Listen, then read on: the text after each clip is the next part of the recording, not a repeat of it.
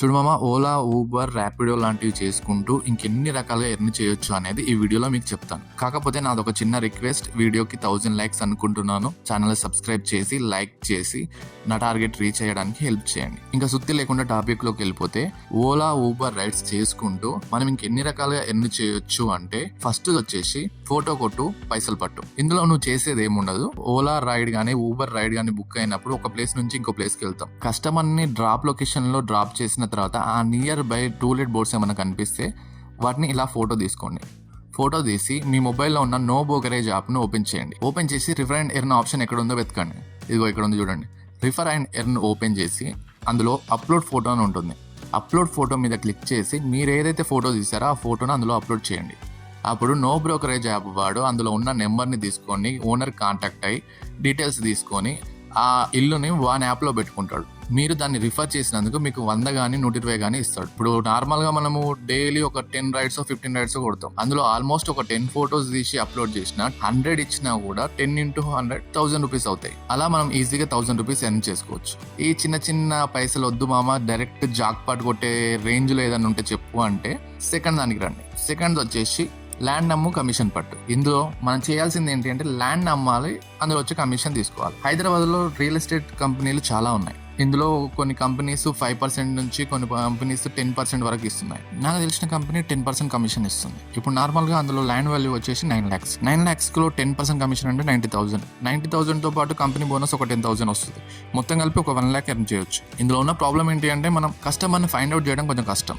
కానీ నార్మల్గా ఒక 50 మందిలో ఒక్క కస్టమర్ తగిలినా కూడా 1,00,000 రూపాయలు ఈజీగా వస్తాయి. మనం చేయాల్సిన పని ఏం లేదు. మనతో పాటు రైడ్కి వచ్చిన పర్సన్కి మన దగ్గర ఉన్న పాంప్లెటో లేకపోతే ఉన్న ఇన్ఫర్మేషన్ అతనికి పాస్ చేసి అతనికి ఇంట్రెస్ట్ ఉంటే కొనుక్కుంటాడు, లేకపోతే లైట్ తీసుకుంటాడు. మనం అతన్ని రిక్వెస్ట్ చేయాల్సిన అవసరం లేదు, లేకపోతే సార్ అని అడుక్కోవాల్సిన అవసరం లేదు.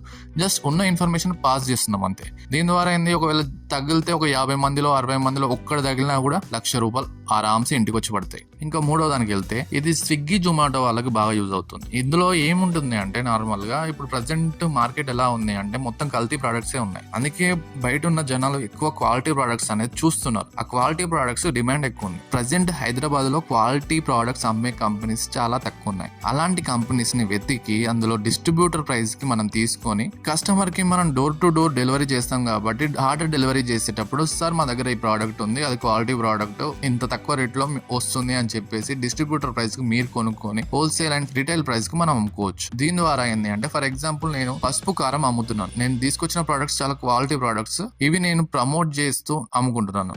నాకు యావరేజ్ గా ఒక కేజీ అమ్మితే నాకు 50 to 60 రూపీస్ వస్తాయి. పసుపు మీద ఒక 50 రూపీస్ వచ్చినా, కారం మీద ఒక 50 రూపీస్ వచ్చినా ఈజీగా 100 రూపీస్ అక్కడ నాకు వచ్చేస్తుంది. దీని ద్వారా ఏంటి అంటే, వచ్చే రైట్స్ తో పాటు ఎక్స్ట్రా కమిషన్ బేస్డ్ ఇది అనేది యూజ్ అవుతూ ఉంటుంది అనమాట. ఇప్పుడు నార్మల్ గా నేను ఒక బ్రాండ్ పెట్టుకొని ఆ బ్రాండ్ త్రూ ప్రమోట్ చేశాను అనుకుంటే నా కంపెనీ బ్రాండ్ ప్రమోట్ అవుతుంది, నాకు సేల్ అవుతుంది. చేసే రైట్స్ లలో మనకి మిగిలేదు ఎంత, 500, 600, 1000, 1200 అలా మిగులుతుంది. ఇంకా ఎక్కువ ఎర్న్ చేయాలి, మనకంటూ ఒక బిజినెస్ స్టార్ట్ చేసుకోవాలి అనుకుంటే ఇలా మనం ట్రై చేయొచ్చు. బిజినెస్ అంటేనే మార్కెటింగ్. రూపాయి ఇన్వెస్ట్మెంట్ లేకుండా మనం ప్రమోట్ చేసుకొని చిన్న చిన్నగా బిజినెస్ అనేది బిల్డ్ చేసుకుంటున్నాం. దీని వల్ల ఏమవుతుందంటే, ప్రెసెంట్ మనకు అంత పెద్దగా అమౌంట్ రాకపోవచ్చు. మార్కెటింగ్ అనేది బిల్డ్ అయినాక, ఒక బ్రాండ్ మార్కెట్ అనేది బిల్డ్ అయిన తర్వాత ప్రతి రూపాయిలో కూడా నీకు లాభమే ఉంటుంది. బిజినెస్ లో ఒక్కొక్క రూపాయి చిన్న చిన్నగా లక్షలకి కన్వర్ట్ అయిపోతుంటుంది. ఇక్కడ మనకు ఉండాల్సిన క్వాలిటీ ఏంటి అంటే, వే ఆఫ్ టాకింగ్ అండ్ మన బిహేవియర్ అండ్ కస్టమర్ ని కన్విన్స్ చేసే కెపాసిటీ ఉంటే సరిపోతుంది. ఇందులో మనం పెద్దగా ఇన్వెస్ట్మెంట్ చేయాల్సిన అవసరం లేదు. ఇప్పుడు మనం ఏవైతే ఆల్మోస్ట్ టైం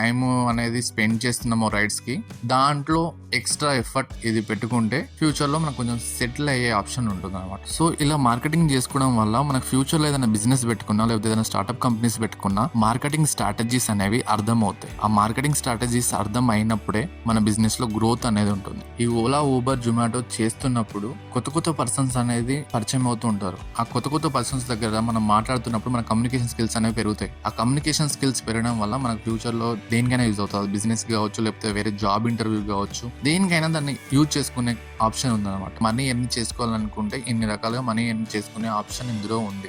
ఈ వీడియో మీద మీ అభిప్రాయం ఏంటి అనేది కామెంట్ లో చెప్పండి. And 90 days money earning challenge day 3లో ఈ రోజు మనము ఓన్లీ 5 రైడ్స్ మాత్రమే చేసాము. అది కూడా ఓలా నడపకుండా ఈరోజు ఊబర్ నడిపాను.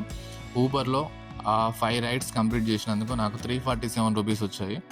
అండ్ ఓలాలో ఒక రైడ్ కంప్లీట్ చేశాను. ఓలాలో వచ్చేసి 78 రూపీస్ వచ్చాయి. జస్ట్ 3 hours మనం ఈరోజు ఎర్న్ చేసింది 542 రూపీస్. ఐ థింక్ 500 అబోవ్ వచ్చాయి. అండ్ మనం 4 అవర్స్ మాత్రమే వర్క్ చేసాము. అది కూడా కొంచెం వర్షం పడడం వల్ల అండ్ ఈరోజు రైడ్స్ కూడా పెద్దగా లేవు. అందుకే కొంచెం తక్కువ రైడ్స్ ఉండడం వల్ల తొందరగా లాగౌట్ చేసేసాను. డే 4లో 12 అవర్స్ వర్క్ చేస్తాను.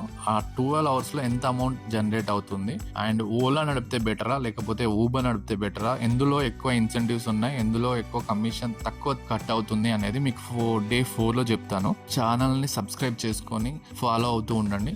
మరిన్ని ఇంట్రెస్టింగ్ ఇన్ఫర్మేషన్ వీడియోస్ తీసుకురావడానికి ట్రై చేస్తాను. Thank you.